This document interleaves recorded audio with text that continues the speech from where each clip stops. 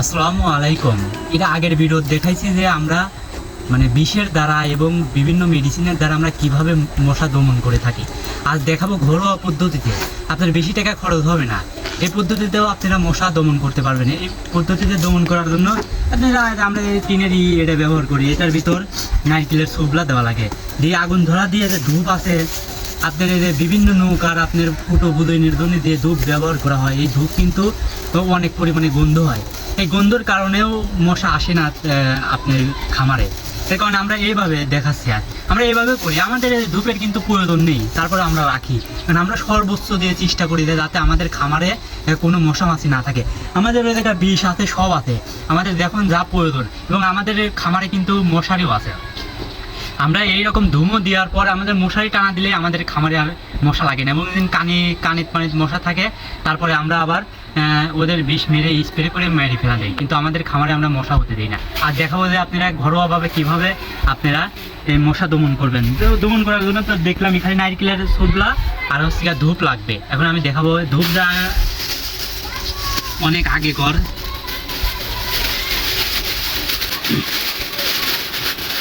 ধূপে এইরকম থাকে, ভালোভাবে গুঁড়ো করে নিতে হয়।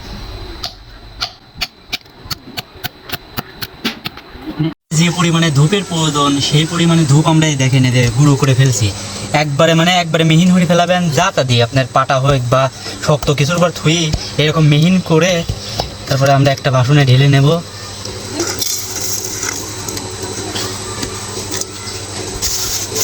হয়ে গেছে মানে আজকের মতন ধূপ প্রয়োজন, কিন্তু এগুলো থাকে যে এরকম আমান এটা আবার হচ্ছে বাইটে গুঁড়ো করতে হয়।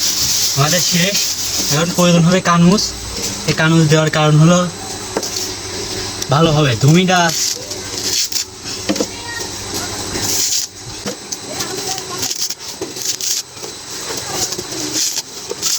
তাই দিলাম। আবার দেখেন এটার ভিতর কিন্তু খালি। এখন আগুন ধরা দেবো।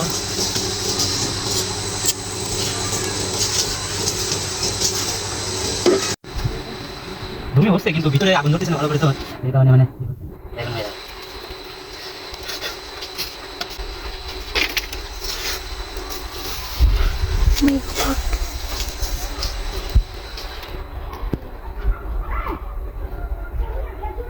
দেখেন কি পরিমাণে ধুমো হয়েছে। এই ধুমো এখন আমরা ওদের দিয়ে দেবো।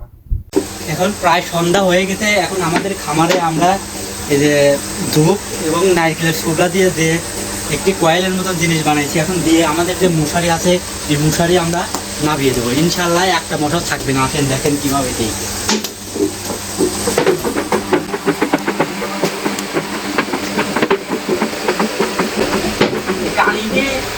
অনেক মশা থেকে দেখেন কি পরিমাণে মশা। এই কানে মশার চোদনে মানে অবস্থা খারাপ। এইরকম গরু একবারে মশা এমন খাওয়া একদম দেখেন কি পরিমাণে মশা। তবে সব মশাটা এই সারা দিয়ে গায়ে করে দিয়ে তারপরে এই আমরা নামিয়ে দেবো।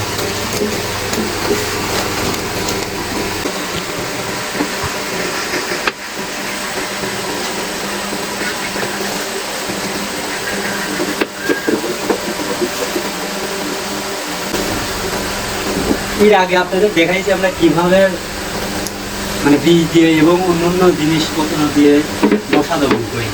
আজ দেখালাম আপনাদের এই ধূপ আর নারকেলের সুবলা ব্যবহার করে। এখন বর্তমানে একটা মশাও নাই। আপনাদের মন মানসিকতা থাকতে হবে যে আমরা আমাদের যে খামার করতেছি এত টাকা দিয়ে, আমাদের খামারে আসলে মশা মাছি থাকা যাবে না। মশা মাছি থাকলে খামারে অনেক সমস্যা হবে এবং গরুর অনেক রোগ বেলা হবে। আমি আপনাদের দেখাইছি যে ওইটা আপনার খরচ হয় অনেক, মানে অনেক টাকাই করা, 20 কিনা লাগে 110 টাকা, এবং অন্য সামগ্রী আছে ওগুলো দিয়েও অনেক টাকা খরচ। এটা আপনার খালি ধূপ লাগবে, অল্প একটু ধূপ দিয়ে আপনি সারা ঘরে সাজাল দিয়ে দেবেন। সারা ঘরে আমাদের ধুমো হয়ে গেছে। এখন ওদের আমাদের যে মশারি আছে এই মশারি নাওয়া দেবো, ইনশাল্লাহ মশা লাগবে না। তারপরেও মশা যখন থাকবে তারপরে আমরা কোনা কানে যে জায়গায় মশা অনেক আছে সেই জায়গা আবার আপনার যে স্প্রে মেশিন আছে বীজ দিয়ে দেয়। আবার আমরা কয়েলও দিই। আমরা আমাদের গরুকে পর্যাপ্তভাবে ওদের খেয়াল রাখি যাতে ওদের কোনো সমস্যা না হয়। এই কারণে আপনারা যখন খামার শুরু করবেন আপনারা সব দিক দিয়েই খেয়াল রাখবেন যে আমার গরুর এই সমস্যা হচ্ছে, এটার কারণে গরু হচ্ছে। আপনারা সমস্যা এই সবগুলো সমাধান করার চেষ্টা করবেন, ইনশাল্লাহ আপনারা খামারে লাভবান হবেন ইনশাল্লাহ। এটা আসলে বেশি টাকা খরচ হয় নাই, এটাও যদি আপনাদের কাছে বেশি মনে হয়, এটাও বেশি টাকা খরচ হয়, আপনাদের খামারে যদি খালি মশারি থাকে, আপনারা আরেকটা জিনিস ওটা 1 টাকাও আবার ইনভেস্ট করা লাগবে না, খ্যার এবং হচ্ছে নিমের পাতা, খেরে আগুন ধরা দিবেন, নিমের পাতা মানে ভিজা পাতা দিবেন, পাতা দিয়ে হয়তো অন্য এক ভিডিওতে আমি দেখাবো, কিন্তু এটা আজকে দেখাতে পারছি না।